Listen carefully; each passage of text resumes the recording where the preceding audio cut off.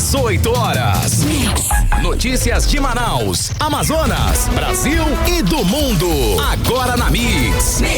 Legal, agora são 6 horas e 1 minuto em Manaus e você está no melhor Mix do Brasil, dando sequência na programação, começando mais uma edição do 18 horas, ela, Karime Leão. Boa noite, Carlão, e muito boa noite pra você, sintonizado aqui em 100,7, é isso aí, estamos juntos a partir de agora até às 7 da noite, aqui no 18 horas. Mix.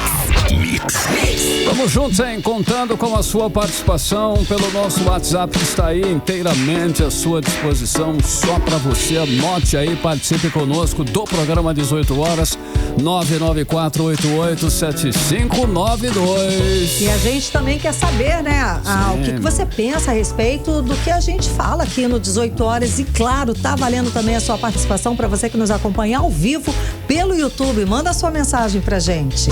Mix. Começando 18 horas de hoje com os destaques do dia. Embarcação com agricultores afunda nas margens do rio, perto de Novo Aripuanã. Concurso unificado. O governo federal monitora a seca na Amazônia para não prejudicar o concurso. Procon Amazonas confirma aumento abusivo no preço da gasolina nos postos de Manaus. Eleições 2024. Só um candidato a prefeito ainda não anunciou o nome do seu vice. 6:03, mais uma vez, boa noite para você em 100,7. Vamos juntos, hein? Com os destaques desta sexta-feira, 2 de agosto de 2024. Até às 7 está no ar mais uma edição do 18 horas aqui no melhor Mix do Brasil. 18 horas. Olha aí, Karime, ouvintes em Fio Brasil, hein? Faturou, ganhou uma medalha de ouro. Ouro é nosso já, hein? Tem uma, Karime, nas contas aí, lá nos Jogos Olímpicos de Paris. Exatamente, Carlão. E a primeira medalha de ouro do Brasil nessas Olimpíadas veio da judoca Beatriz Souza. Na grande decisão, a brasileira superou a israelense Hais Heschko, número 2 do ranking mundial. Espero que seja assim o nome dela, né? Pelo que eu vi, é mais ou menos isso. Vamos lá, Bom, foi tudo muito emocionante, Carlão. No fim da luta, a Beatriz caiu de joelhos no tatame, chorou e gritou bem alto e bom som, todo mundo ouviu. Bacana. Eu sou campeã olímpica. Foi a estreia dela mesmo, nas Olimpíadas. Ouro, show de bola, menina. Foi tudo muito emocionante realmente, Karime, como você falou, e na entrevista logo após a conquista, Bia disse que a conquista do ouro é simplesmente inexplicável. Assim que venceu, ela ligou para a família, né? E, claro, ela declarou o seguinte, abre aspas, ela disse, eu consegui, deu certo, mãe, eu consegui. Emocionada, hein? Foi pela avó e para a avó, mãe, eu amo vocês mais do que tudo, eu amo vocês, obrigada, fecha aspas. Aí as palavras da, ouro olímpica, Bia Souza. Carlão, emocionada, foi muito emocionado. O repórter ligou para a família dela ali na hora e ela não conteve as lágrimas, chorou, falou assim, muito emocionada. Isso porque a avó dela, que ela mencionou aí, faleceu há 2 meses. Então, imagina como foi difícil treinar para as Olimpíadas com essa perda, né? E para a conquista do ouro, a nossa judoca venceu 4 lutas. Foi uma sequência de desafios e superação que a brasileira seguiu friamente concentrada ali e não sentiu a pressão da estreia nos Jogos Olímpicos. Foi a estreia dela, né, gente? Imagina a pressão.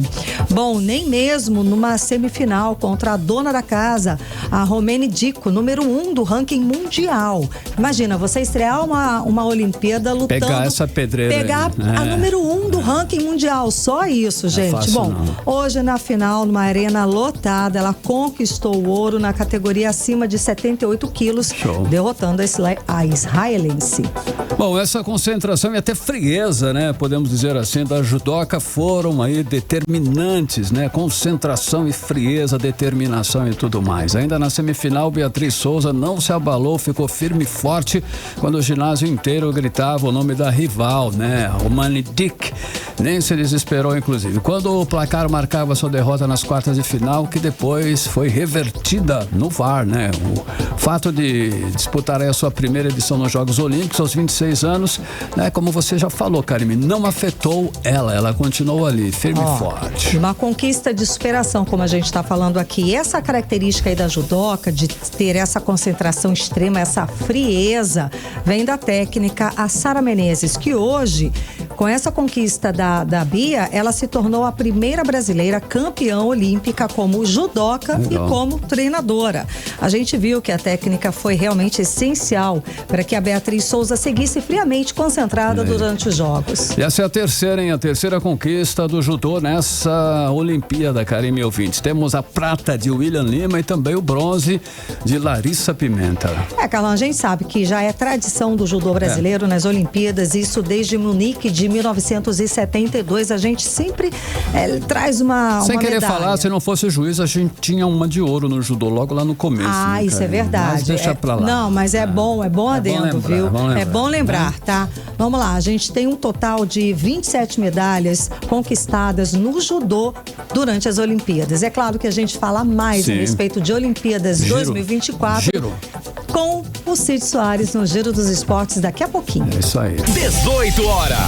Olha, o Amazonas passa por uma onda de acidentes com barcos. Nesta quinta-feira, mais uma embarcação que transportava agricultores naufragou próximo do município de Novo Aripuanã, no sul do Amazonas. Desta vez, felizmente, não houve registro de vítimas, apenas perdas materiais, Karime. Ainda bem, né, Carlão? Sim. Esse é o terceiro acidente com barcos em menos de uma semana. Os outros 2 barcos, como a gente falou aqui no 18 horas, que pegaram fogo, infelizmente tivemos o total de 9 mortes. Vamos atualizar as informações a respeito desse que afundou agora com o repórter André Meirelles, que conversa ao vivo aqui com a gente. Boa noite, André. Então, a gente já sabe por que o barco afundou, que esse barco afundou, a gente já tem um motivo? Boa noite, André.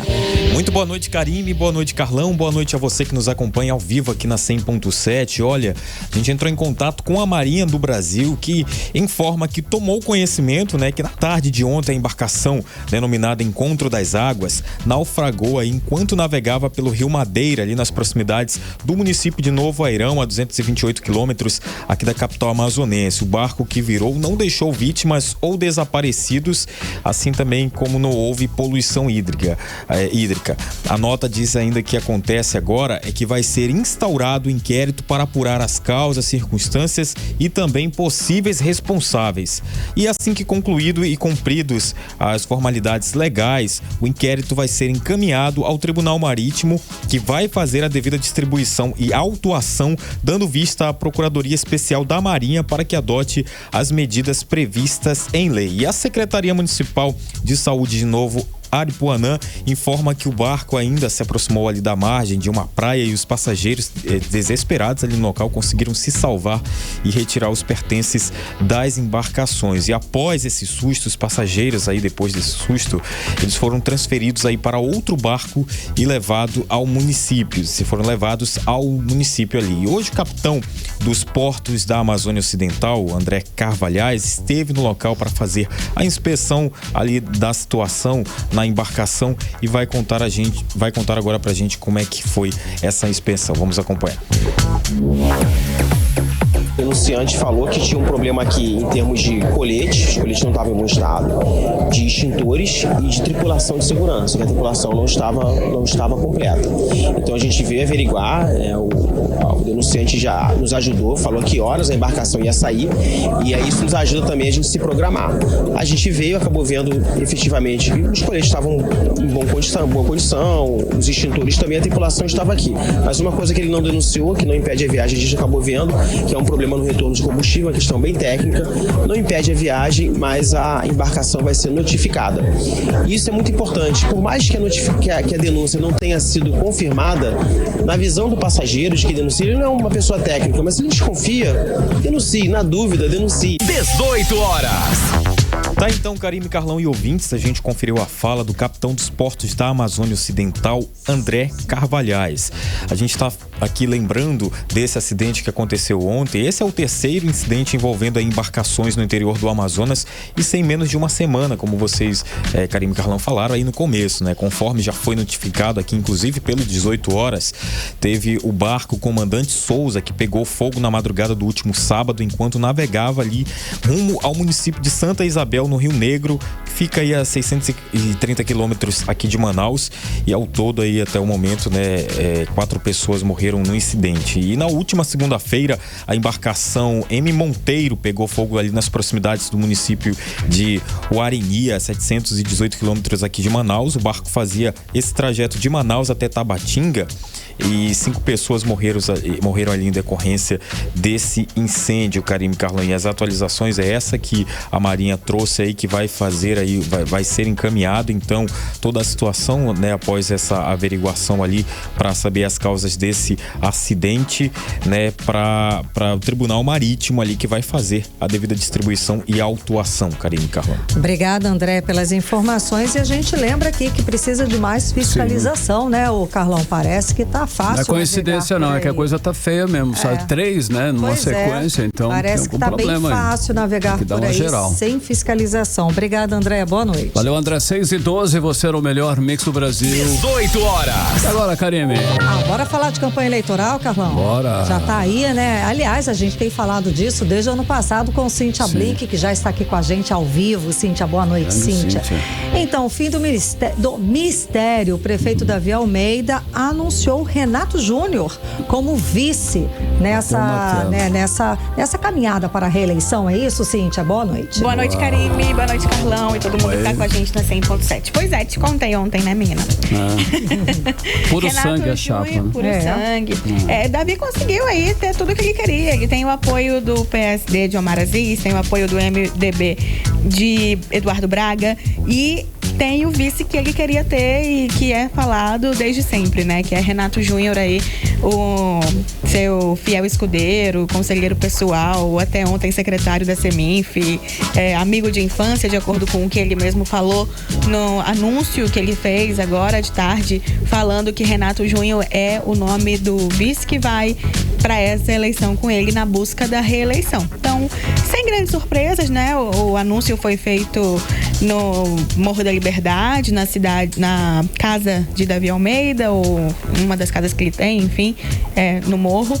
E ele fez um vídeo, fez uma live, não chamou a imprensa, realmente ligou o celular e fez um mistério no começo, né? Mostrou ele mesmo falando que queria anunciar o vice. Depois abre ali a imagem e ao lado dele tá Renato Júnior. E já rolou foto oficial, mas amanhã é o dia da convenção, de fato. Aliás, amanhã é o dia de muitas convenções. São quantas convenções, né? Só em Manaus tem 3, viu? Maratona, hein, Cíntia, pra você? Isso, 3. 3. Que eu espero que eles não façam acabe virando o mesmo horário, mas eu tô achando que eles não vão dar nenhuma facilidade pra imprensa. Karime, Carlão. Ei, Cíntia, ainda tem um na encolha aí, né, de vice, né? Tem um mistério ainda, né? O Marcelo Ramos, né? Na verdade, o mistério ficou só pra ele, porque a gente sabe de todos, né? Vamos pensar que tem o Davi Almeida, acaba de falar, o Renato Júnior, que a gente até era um nome que já sabia, mas agora, poxa, apareceu do lado, então real oficial. Tem o Amomandel, que tá com a Nancy Segadilha, que ele também falou, já fez convenção, na verdade. Temos Roberto Cidade com Coronel Menezes, que fez ali uma coletiva, não foi a convenção de fato, mas teve uma coletiva, foi um aquecimento da convenção, enfim.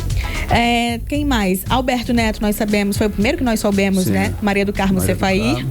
E Marcelo Ramos a gente não sabe quem será a vice dele. Não tem nenhuma ideia, né, na realidade. Mas tem alguma expectativa? O nome da esquerda, na verdade, porque mas quem, né? Foi dito que ia ficar a escolha entre o conselho deles, pode vir esse nome fora do PT, PCdoB, PV, fora dessa federação, mas dentro de um nome da esquerda. Então pode ser alguém da rede, pode ser alguém.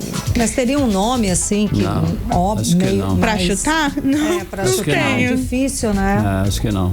É complicado. E sabe uma coisa que eu não comentei, mas lembrei aqui agora, é porque Sinésio Campos estava no... Sinésio que é deputado e é da federação de Marcelo Ramos, mas ele estava no anúncio ali do Roberto Cidade. Olha aí. Pro Menezes. Será?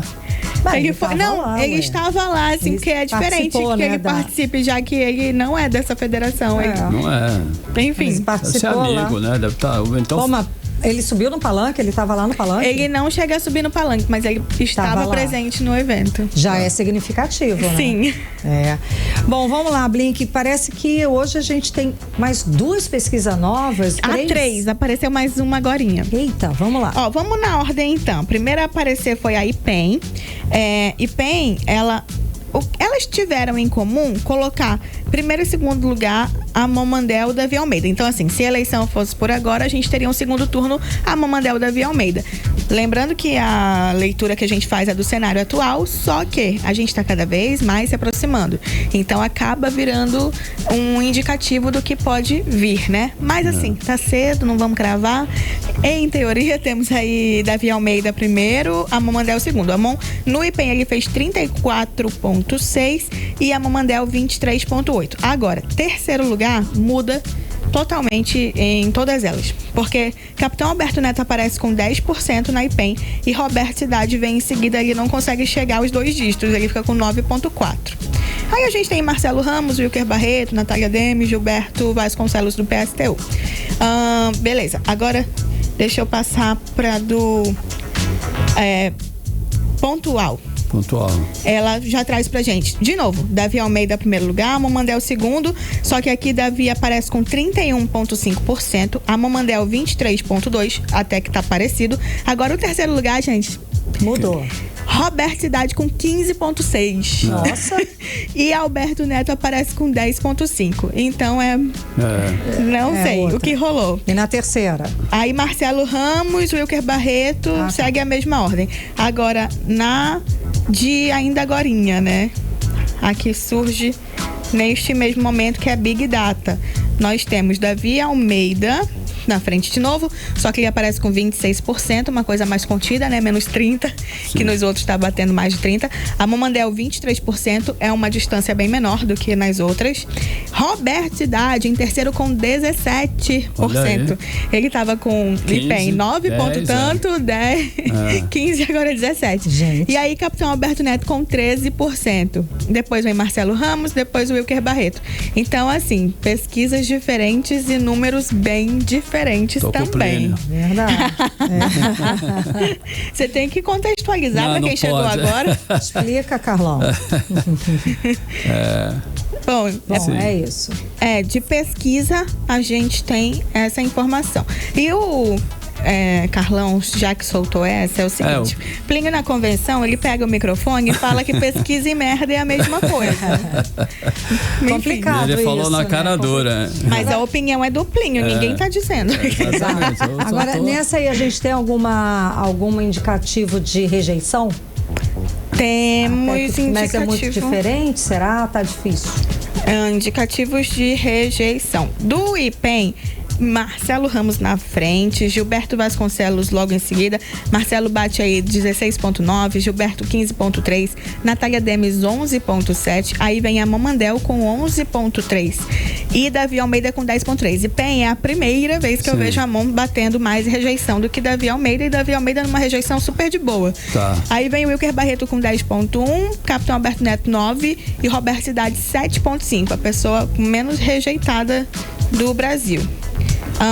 Agora, na pesquisa que acaba de sair, deixa eu abrir aqui ela, só para conferir se tem rejeição. Tem evolução, aprovações, o que eles colocaram nesse número, mas é só a gente ver o contrário, né? Davi Almeida aparece com 58% de aprovação e 37% de rejeição. O Wilson Lima com 49%. A gente não tem a comparação entre os candidatos. É só do governo municipal e estadual, né? Estadual e presidente. E aí eles não colocaram, então, a rejeição dos candidatos a prefeito. Tem pesquisa que, de repente, não qualifica esse número. Não faz essa pergunta aí, né? Não faz, né, Carlão? Não existe um padrão, assim, que tem que ser. Sim. Agora, tem no pontual, né? A gente falou do IPEM. A rejeição do pontual, ela traz Davi Almeida com 24%. Outro número, assim, Marcelo Ramos, 19,6. A Mamandel com 16,9. Alberto Neto com 8,9. Roberto Cidade com 7. E o Wilker Barreto, 4,7. Então, para pontuar, o Davi Almeida é o mais rejeitado. Varia muito, né? Muito, com 24%. E lá no IPEM, que também falou sobre rejeição, o Davi aparece com tipo 10%. É bem diferente. E Cíntia, amanhã vai ter rinha de convenção no interior. Sim, do eu queria Amazonas. contar isso. Que história é isso? essa? Então, eu descobri que não é só em Itacoatiara, mas também é em Parintins. Eu achei que fosse só Itacoatiara, porque na convenção de cidade, o Cabo Maciel estava lá. E eu fui conversar com ele aí, pré-candidato. Ele é pré-candidato lá em Itacoatiara. E ele falou pra mim o seguinte, que no sábado, dia 3, 17 horas, vai ser a convenção dele lá em Itacoatiara, e ia ser no mesmo lugar que já estava reservado para Mário Abraim, que é o atual prefeito, concorrente dele. Aí não deu, né? Porque o Mário chegou primeiro. O Mário Abraim vai fazer no estacionamento do Centro de Eventos Juracena Holanda. E aí, Cabo Maciel deixou a convenção dele para o mesmo horário e não no mesmo local, porque não dá, mas na mesma rua. Aí o dele vai ser no Clube de Cabos e Soldados. Então, assim, facilita a vida. Eu falei pra ele, eu comentei na hora, facilita a vida da imprensa, né? Que é só andar de um pro outro. Também facilitaria. Só virar do lado, né? Só mas aí, a rua, de repente. Eu achei que esse era o clima em Itacoatiara. Itacoatiara o pessoal gosta de causar. Que nada, Parintins também. Brenda Dianá, que é a aposta do governador Wilson Lima, lá na cidade do Boi, vai fazer a convenção no dia 4, também às 17 horas, no Bumbódromo. Bumbódromo, mesmo local em que acontece a festa, porque, né, administrada pelo governo, ela conseguiu isso aí. O concorrente dela, que é o apoiado pelo Bi Garcia, que é Matheus Assayag, dia 4, 17 horas também, no ginásio Rubem dos Santos. Então, a imprensa que se vira, né? Exatamente. Karime. É perto ali, gente? Eu não conheço. Eu também não sei dizer, mas não é a situação de mesma rua.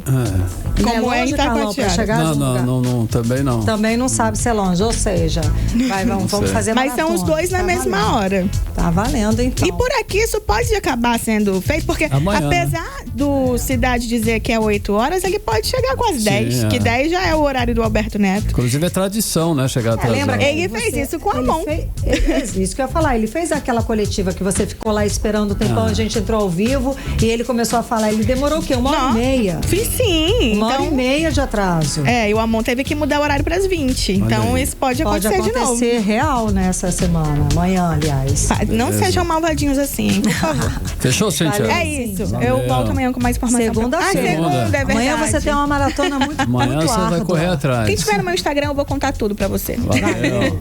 Tchau. Valeu, Cíntia. 6h23, você no melhor mix do Brasil. 18 horas. Continue aí, continue em 100,7. Daqui a pouquinho você confere aqui no 18 horas. Eleições na Venezuela. Estados Unidos e Argentina não reconhecem vitória de Maduro. Nosso assunto em instantes. 18 horas. Agora conferindo a previsão do tempo. E hoje é sexta, hein? Então a previsão do tempo para sábado e domingo. Previsão do tempo final de semana, Karime Leão. Previsão do tempo. Vamos lá, e segundo informações do Climatempo, para este sábado, a previsão é de sol e aumento de nuvens de manhã com pancadas de chuva à tarde. Olha que maravilha. À noite o tempo fica aberto. A mínima prevista 25 graus, a máxima pode chegar a 35 graus. A umidade relativa do ar fica entre 55% e 90%. E no domingo, também sol e aumento de nuvens de manhã com pancadas de chuva à tarde. O tempo à noite fica aberto. A mínima prevista de 25 graus e a máxima pode chegar a 36 graus. E olha, aumentou o ritmo da vazante do Rio Negro. De ontem para hoje, o rio baixou 10 centímetros pela primeira vez este ano, deixando agora o nível das águas no Porto de Manaus abaixo dos 25 metros. Na manhã de hoje, a cota estava em 24 metros e 99 centímetros acima do nível do mar. Só nesses 2 dias de agosto, o rio já baixou 19 centímetros, 6,25. Mix.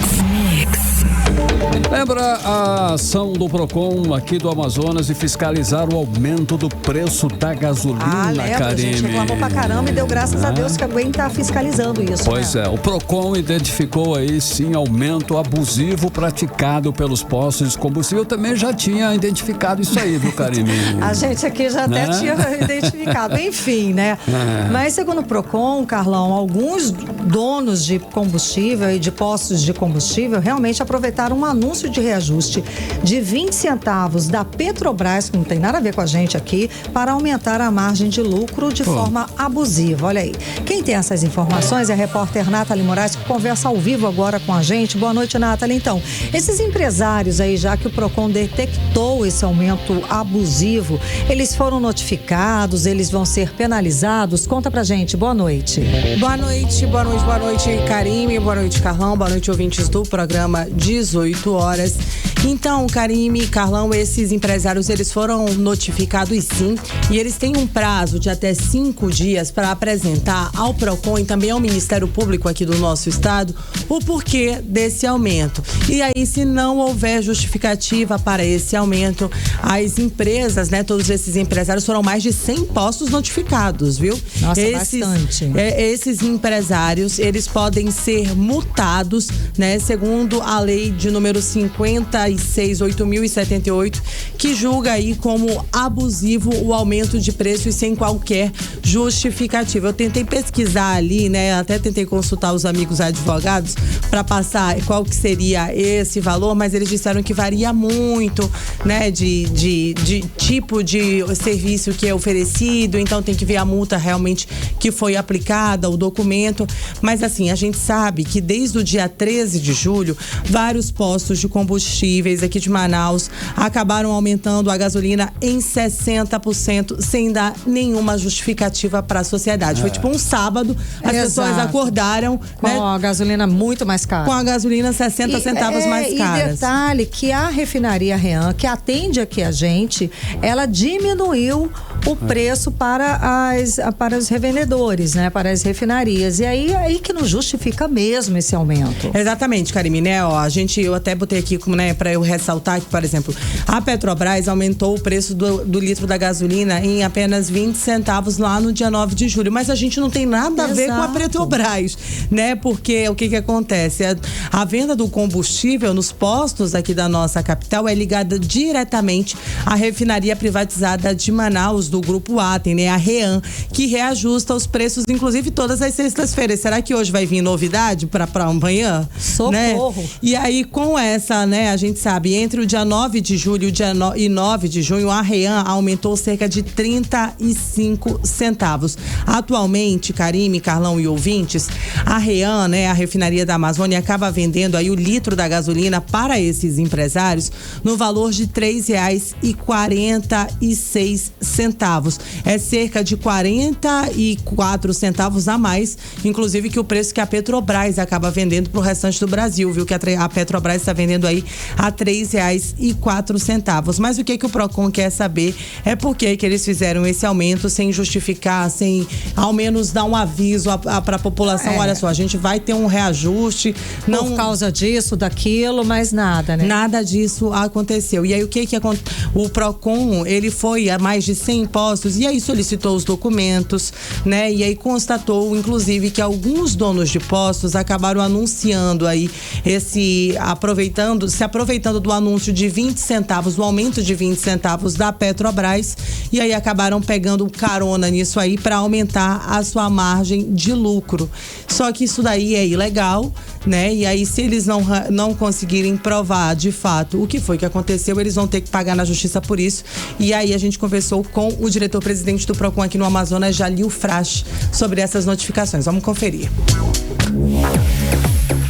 O PROCON Amazonas segue na Operação Preço Justo, fiscalizando os postos pelo aumento dos combustíveis, tanto do etanol quanto da gasolina.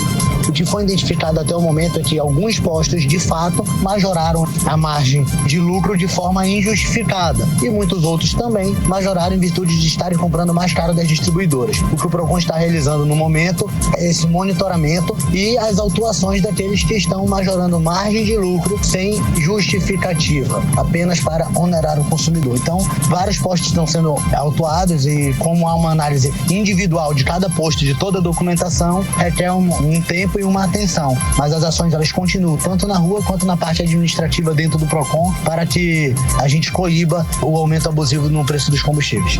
18 horas.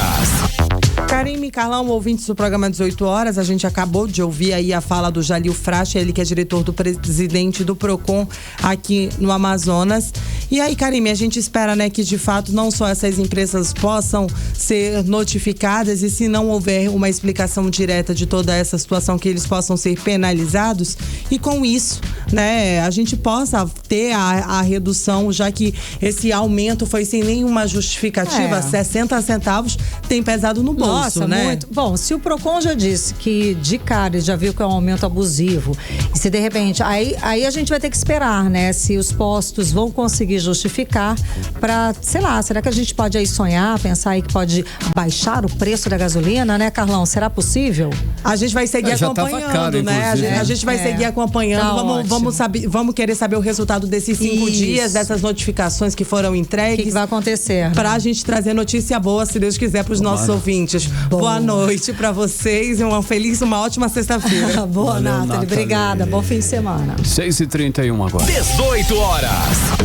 Olha, o concurso nacional unificado que foi adiado por causa da tragédia lá no Rio Grande do Sul agora preocupa por causa da seca na Amazônia. O governo federal monitora para que a estiagem na região não prejudique as provas que foram adiadas, né, Karime? Exato, Carlão. Vale lembrar que as provas foram adiadas do dia 5 de maio, né, que seria dia 5 de maio, depois de toda aquela tragédia lá no Rio Grande do Sul, passou agora para o dia 18 do mês de agosto. Bom, e o setor de logística do concurso disse que está em contato direto com as prefeituras das regiões de seca aqui no Amazonas e no Acre também, para ter certeza de que essas localidades possam também participar das provas. Vamos acompanhar mais detalhes agora com Odinei Araújo. A prova do concurso nacional unificado, chamado Enem dos concursos, vai ser aplicada em 228 municípios brasileiros. Com isso, todos os estados vão receber as provas. Os candidatos precisam consultar seus cartões de confirmação a partir do dia 7 de agosto para verificar o local exato em que farão a prova. O exame deveria ter sido aplicado no dia 5 de maio, mas foi adiado por causa da cheia no Rio Grande do Sul. A nova data do concurso nacional, 18 de agosto, também já preocupa a Coordenação Geral de Logística por causa da seca na Amazônia. Segundo o Coordenador Geral de Políticas Educacionais para a Juventude do Ministério da Educação, o amazonense Ian Ivanovic, o setor de logística do concurso tem monitorado as cidades do norte do país que enfrentam um período de seca. Tem uma preocupação grande exatamente porque a prova foi adiada pela calamidade que acabou abatendo o Rio Grande do Sul, mas existe uma preocupação também com a seca na Amazônia, em alguns estados do Amazonas, dentre esses o nosso estado do Amazonas. Essa é a mesma questão que está colocada aqui no acompanhamento por parte do governo federal da participação dos amazonenses e dos amazônidas que enfrentam já uma seca, para que eles assim possam ter os seus direitos assegurados. A coordenação do concurso está em contato direto com as prefeituras do interior do Amazonas e do Acre para ter certeza de que essas localidades possam participar da prova. 40 municípios do norte realizarão o exame nacional, segundo Ian Ivanovic, do Ministério da Educação. E desses 9 no Amazonas, sendo Coari, Taquatiara, Lábrea, Manaus, Manicoré, Parintins, São Gabriel, Tabatinga e Tefé. E se Deus quiser adquirir, nós vamos conseguir, os amazonenses conseguirão fazer devidamente essa prova com as medidas que estão sendo tomadas no âmbito do governo federal para que não se tenha problemas do acesso, da chegada dos participantes a esses municípios. O governo federal também tem avisado aos prefeitos que é necessário manter o pleno funcionamento do transporte público no dia 18 de agosto, bem como auxiliar no preparo da rede hoteleira e de comércio. Odinei Araújo para o 18 horas. Você está ouvindo 18 horas. Para 6h35, olhem, a distribuição das provas do concurso nacional unificado começa neste sábado, dia 3, amanhã, para 228 municípios em todas as unidades da federação. O processo de distribuição das provas segue até o dia 17 de agosto. Começa amanhã, dia 3, e vai até o dia 17, véspera da aplicação do exame. 18 horas. Agora é Manaus, 6h35. Vamos para Brasília, Bora. Carlão. Bora lá. Brasília. Vamos conversar com o jornalista Carlos Eduardo Matos, que já está aqui com a gente, dividindo Cadu. a tela. Cadu, boa noite, bom te ver, Cadu. Então vamos lá.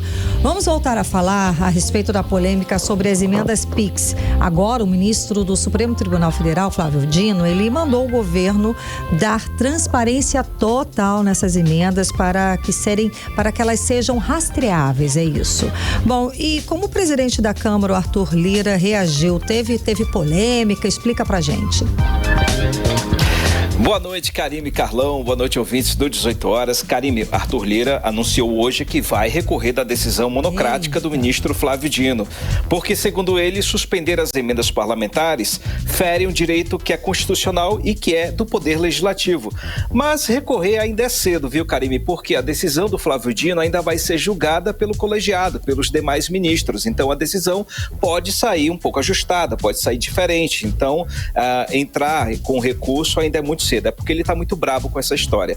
Ainda não há data para analisar, a data prevista para o julgamento, para análise dessa liminar de Flávio Dino, mas esse assunto deve ser tratado com muita brevidade, viu? Antes de eu falar sobre a decisão do Flávio Dino, Karime, deixa eu rapidinho explicar como é que funciona para a gente contextualizar, viu? Galera, as emendas parlamentares viraram um assunto complexo e polêmico, viu? A gente sabe que o Congresso Nacional tem direito a uma boa fatia do orçamento público da União. Emenda parlamentar, conceitualmente, é o dinheiro público usado para o benefício da população. Só que, às vezes, a gente sabe, né? Não é bem assim. Elas são usadas, em sua maioria, para regar as bases políticas do parlamentar, para as prefeituras, para as entidades sociais, enfim, nem sempre conectadas a uma política pública, a algo perene, né, que dará continuidade, que vai gerar benefícios permanentes à população. Deputados federais, por exemplo, Karime, tem direito a destinar 47 milhões de reais todo ano para onde ele quiser, por meio dessas emendas parlamentares. Aí tem também as emendas de bancada, ou seja, as bancadas estaduais, como a bancada do Amazonas, por exemplo, tem direito aí a 70 milhões de reais no orçamento. Os integrantes, os deputados e senadores, eles decidem ali em conjunto para onde que vai essa grana. Existe também, Karime, as emendas de comissão. Sabe aquelas comissões da Câmara, CCJ, Saúde, Agricultura? Pois é, para cada comissão desta, no Senado e na Câmara, o governo federal também destina dinheiro. E quem decide para onde é que vai essa dinheirama é o partido que está presidindo o colegiado. Isso explica por que aquela briga, né, pela presidência das comissões, sempre que todo ano começa essa história, né? Existiam também as emendas de relator, conhecidas lá atrás como orçamento secreto. Os relatores dessas comissões também recebiam dinheiro do governo. E quem controlava esse dinheiro era o presidente da Câmara. E como não havia nenhuma transparência na gestão dessas emendas, o STF foi lá e mandou acabar com o orçamento secreto. Mas aí reparem, Karime e Carlão, que com o fim do orçamento secreto, devagarinho o Congresso Nacional foi ajustando a forma de continuar derramando dinheiro em suas bases políticas. Esse processo não podia terminar. Ou seja, continuar o que vinha sendo feito por meio do orçamento secreto, evitando a transparência e a fiscalização. Esse era o cenário. E aí as emendas de comissão passaram a ser mais volumosas, as emendas PIX apareceram, ganharam muita força. Emendas PIX, a gente já falou sobre isso, falamos aqui sobre isso ontem, é o dinheiro que sai da União direto para a conta, para o CNPJ dos estados e das prefeituras bem rapidinho. Porém, com fiscalização zero sobre esse dinheiro. Só este ano foram movimentados 8 bilhões de reais. O Amazonas recebeu 88 milhões. Ou seja, Karime... Sem verificação, sem nada. Assim, sem nada, livre. Sem nada. É dinheiro do bolso. Dinheiro do bolso mesmo. Aí é danado. Ou seja, Karime e Carlão, essas emendas, de modo geral, elas se tornaram um bicho de 7 cabeças no orçamento público, entenderam?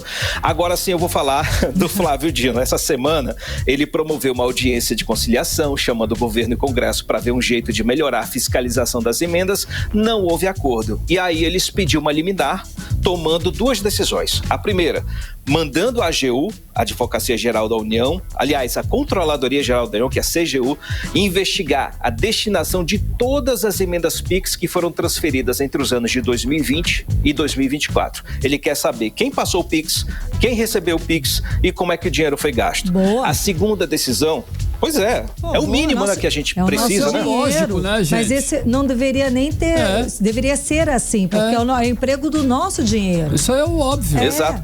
Mas vamos lá.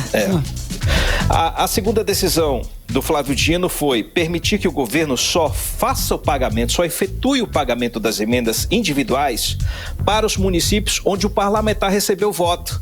Por quê? Porque tinha muito parlamentar distribuindo emenda para a ONG, para entidades do terceiro setor, e essa prática vinha sendo feita pela extrema-direita. Então, essas medidas são para tentar impor um certo controle, colocar a casa em ordem no que se refere às emendas. E que fique claro, viu, Carlão? Não, isso daí, começaram aquela história narrativa, o Flávio Dino está favorecendo o governo. Não. O governo também se beneficiava com essa história, a extrema-direita, o PT, PL, todo mundo junto se dava bem com essas histórias das emendas PIX, então acaba com essa história, com essa farra. E é essa aí que é a grande questão. Claro que o Flávio Dino vai ser duramente atacado, o governo até já suspendeu os empenhos, inclusive, então é um assunto que vai render quando os parlamentares voltarem aos trabalhos. Karime, Carlão. Cadu, agora falei pra caramba, hein? Espero que a galera tenha entendido, porque tem que explicar. Eu ainda queria falar mais. O Flávio Dino surpreendeu com essa atitude, ou não, Cadu? De cobrar a transparência do Porque eu não esperava isso dele, assim, digamos. Você acha ou não? Não. Você já esperava? Não me surpreendeu. Tá. Já esperava, porque tem um viés político aí, tá? Sim. Ele deu uma freada nas emendas parlamentares, porque aí beneficia o governo liberou muito dinheiro, isso afetou o caixa, e o Dino foi lá e fechou a torneira. Entendi. Esse é o viés político. Agora, o viés jurídico é isso mesmo, tem que meter a cara e fazer, porque não tá demais, lógico, né? senão não tem.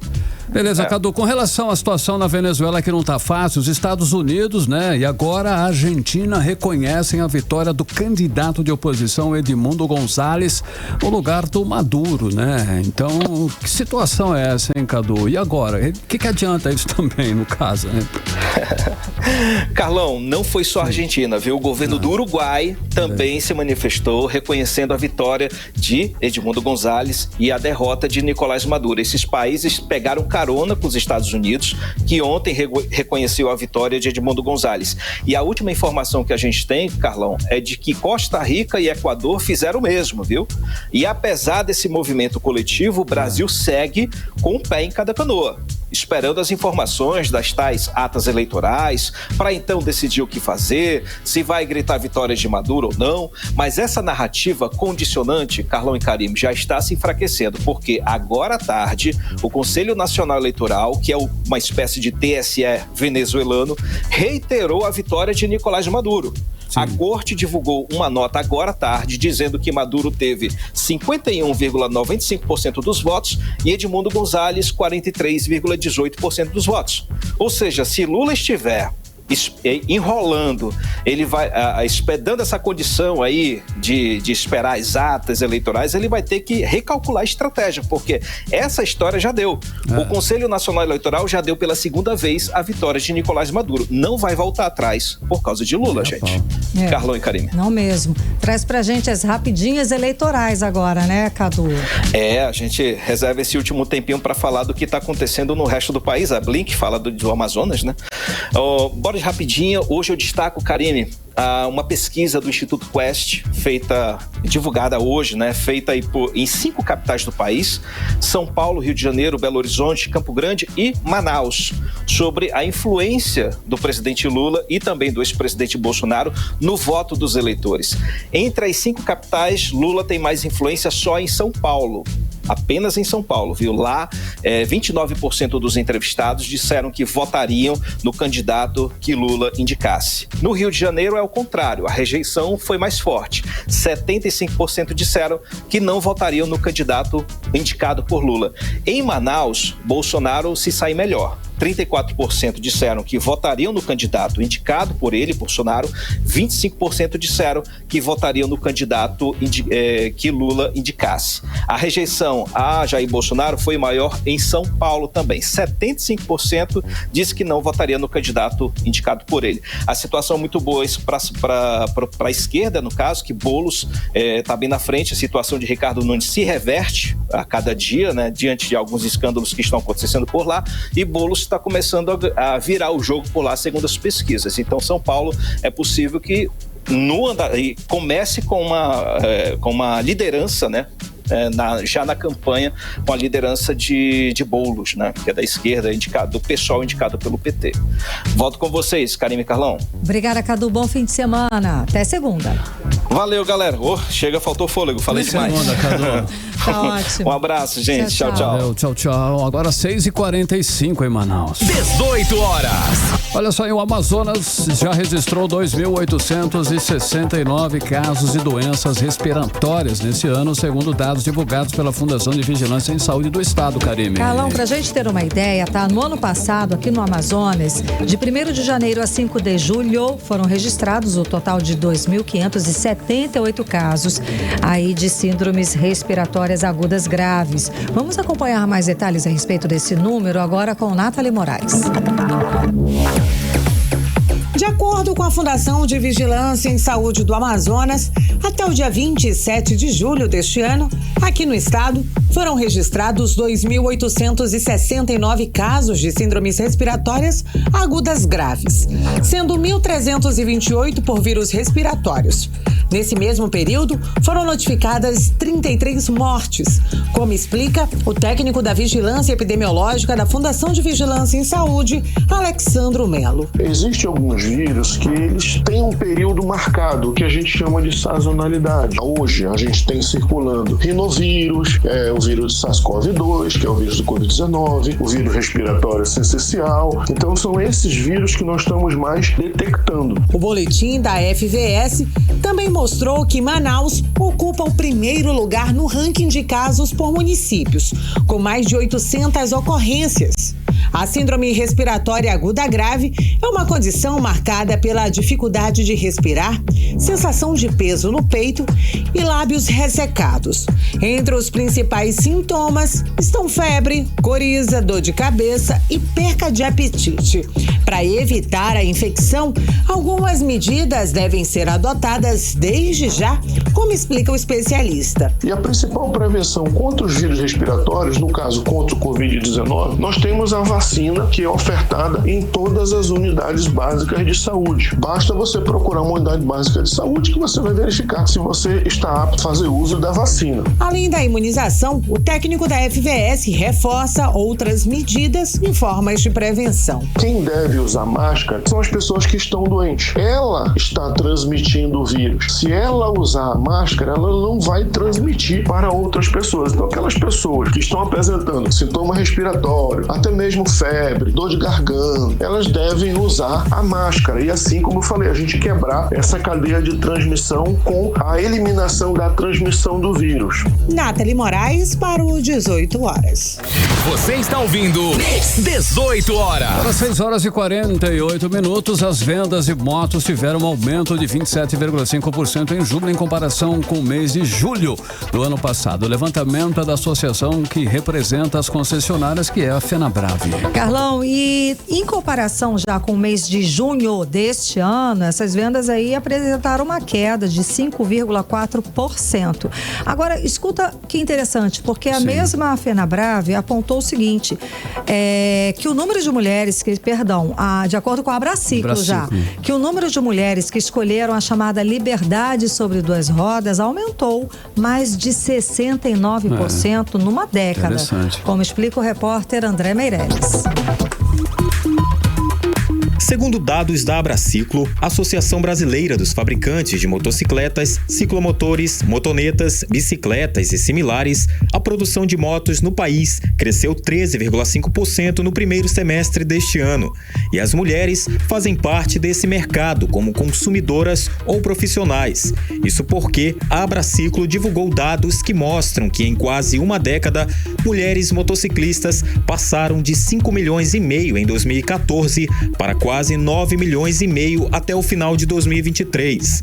O número de mulheres motociclistas aumentou mais de 69%.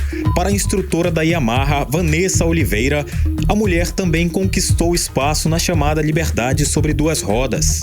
O que a gente observa é que hoje a mulher, ela tá bem mais empoderada. Então, perceber que a mulher, ela perdeu aquele medo de pilotar uma motocicleta, observa-se que existem muito mais mulheres pilotando motocicletas, sendo até mesmo instrutoras.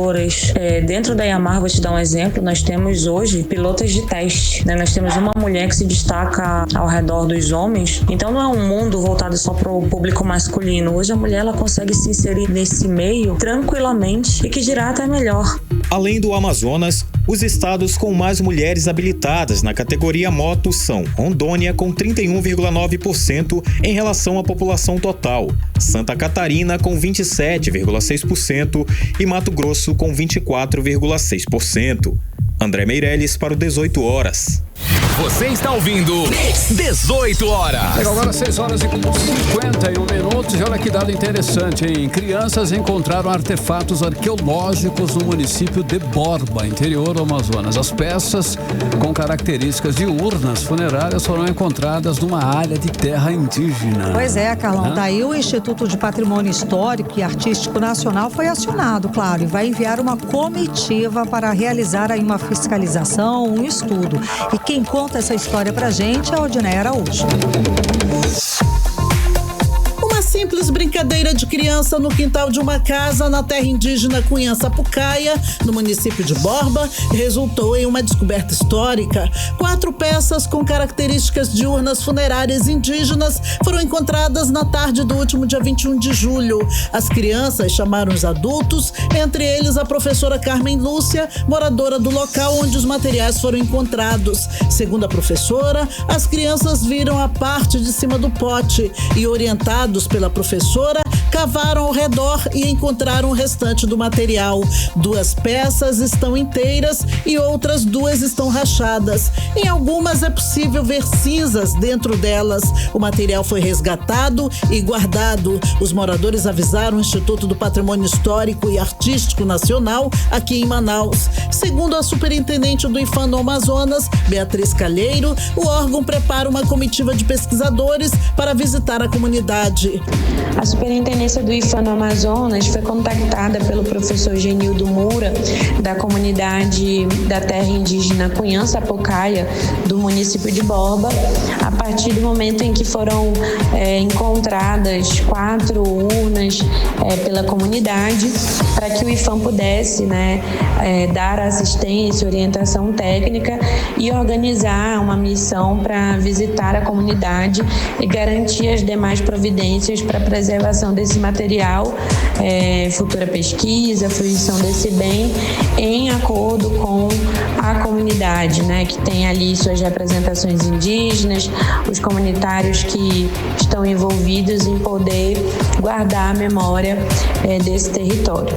Para o professor Genildo Nóbrega Moura, que também mora na comunidade, mas está em Manaus fazendo mestrado em antropologia, o achado arqueológico é uma prova de que os indígenas sempre estiveram ali e são os verdadeiros donos da terra. A superintendente do IPHAN no Amazonas, Beatriz Calheiro, explicou ainda que há vários relatos de achados arqueológicos no município de Borba. Ainda conforme ela, a comunidade pode se tornar guardiã desses objetos após o aval do IPHAN. Odneia Araújo para o 18 Horas. Você está ouvindo 18 Horas. 18 Horas. Esporte. Quando são 6 horas e 54 minutos, nós vamos agora com um giro esportivo, dar uma geral aí no esporte e também nas Olimpíadas, hein? Cid, amanhã o Amazonas entra em campo para enfrentar o Ituano. É isso, Cid Soares? Tá boa noite, certo? boa noite. Tá certo. Lá de Itu. Lá de Itu. Aprendi. O Amazonas enfrenta realmente o Ituano amanhã lá no Carlos Amit, a partir das 8 da noite. Jogo válido pela 19ª rodada do Campeonato Brasileiro Série B.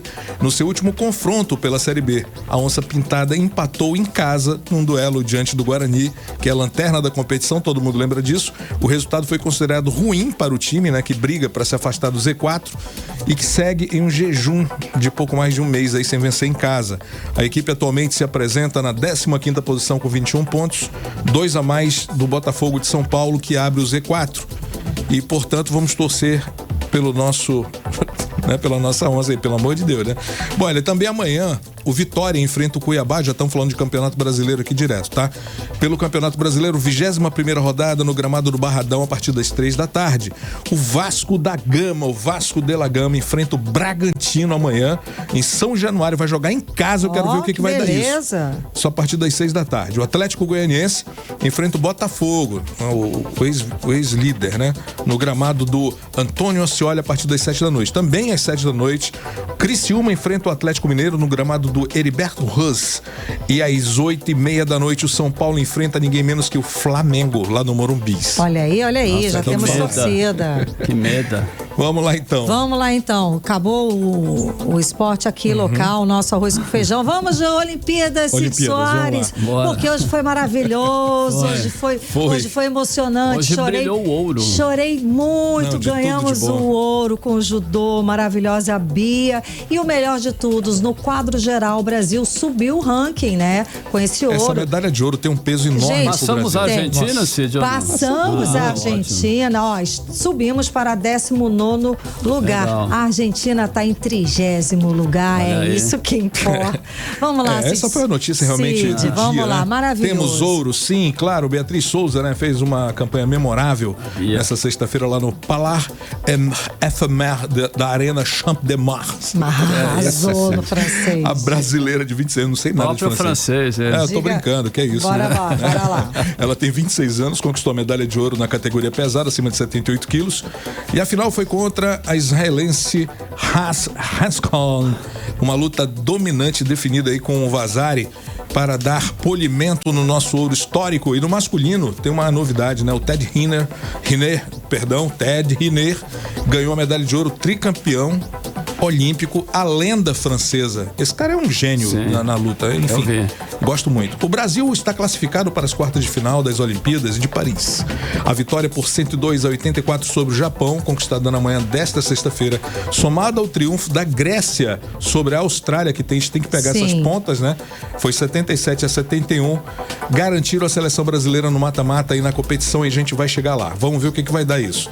Não bastasse todos os problemas trazidos à tona desde a abertura dos Jogos Olímpicos. Que a gente viu, né? Tá demais agora, essa Olimpíada. Agora sobressai o caos e a desorganização.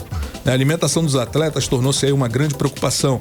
Uma dieta adequada é essencial para garantir o bom desempenho durante os Jogos, mas a falta de proteína no refeitório da Vila Olímpica tem gerado várias reclamações. Meu Deus, atleta em competição não tem proteína. Você imagina isso. É que durante a reunião, né, o comitê organizador, a principal reclamação dos atletas era que a oferta de alimentos realmente é insuficiente, já que a França tentou fazer uma Olimpíada mais sustentável da história. É vegana.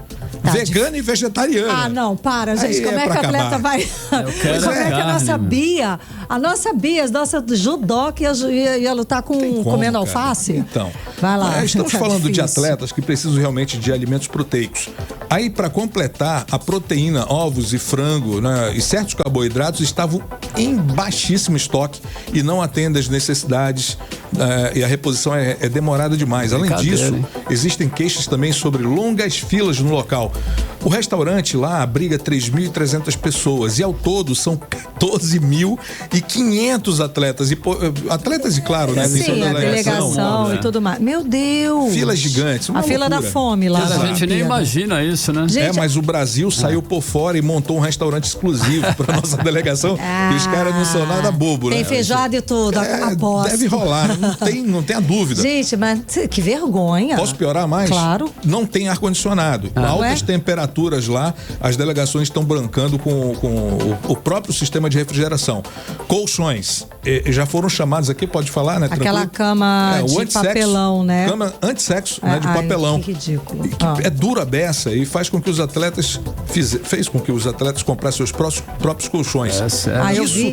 Eu vi que eles compraram travesseiros também, gente, que vergonha. Isso tudo por uma economia sem vergonha da França. Enfim, todo mundo se perguntando, essa notícia aqui é a braba de hoje. Quem é o atirador turco tranquilão? Ai, maravilhoso, eu vi. Conta. Esse cara é uma figuraça, né, cara? E ele nem usou os óculos especiais pra atirar. Ele pegou tipo óculos de leitura, sabe, gente? A dele. Foi pra competição. Camiseta lá, uma camiseta qualquer. Né? Mão no bolso. Tiozão. O cara é mó tiozão na Olimpíada, gente. E pra deixar todo mundo de boca aberta, né? Ele faturou a medalha de prata. Cara, muito sensacional isso. Trata-se do atirador olímpico turco Yusuf Dix. Né? É o maior viral das Olimpíadas, que só perde pra foto do Medina. Ele disse que ele não estava tranquilo, não. O estado mental era o contrário disso. Caramba, não parecia, né? Viralizou. Gente, hoje. Gente, porque não é um óculos, eles usam, são 3 equipamentos tipo óculos especial. Num óculos, são 3 equipamentos especiais. É óculos de joalheiro, daqui pra chegar a peça pequena. Ele chegou lá com um porte de tiozão, com óculos tipo de leitura, com a mão no bolso. E mandou bala. Foi em arma, né? Foi em tiro, né? 3 tiros, os tiros dele todos certeiros. Perfeitos. Foi muito sensacional Só não ganhou o ouro, mas foi realmente um negócio foi muito fora bom. do normal. Valeu. Gente, bom fim de semana. Pra você Nos vemos também. na segunda. Até segunda. Até. Mix. 7-1, seguimos direto para o Editorial 18 horas. Editorial 18 horas. Corredor da fumaça que se origina na Amazônia já alcança a Argentina, o Uruguai e o Rio Grande do Sul. As imagens de satélite divulgadas hoje mostram e confirmam que o corredor de fumaça se origina na região transnacional da Amazônia. De acordo com dados do Instituto Nacional de Pesquisas Espaciais, o INPE, a região registrou no primeiro dia de agosto 625 focos de calor. A Amazônia teve o pior julho de queimadas em 2 décadas. O elevado número de queimadas passa pelo Amazonas, que registrou em julho o recorde da série histórica. As imagens da nuvem de fumaça atingindo outros países levam à conclusão, mais uma vez, de que as queimadas na Amazônia são do interesse mundial. E não deve demorar muito o aumento das críticas de instituições e organismos nacionais e internacionais contra os governos federal e estadual, que não podem, é claro, alegar que não foram avisados sobre o agravamento da situação para tomar as medidas que deveriam estar sendo tomadas há muito tempo. 18 horas. 7-2, Karime, até segunda. Beijo, bom fim de semana. Você ouviu 18 horas.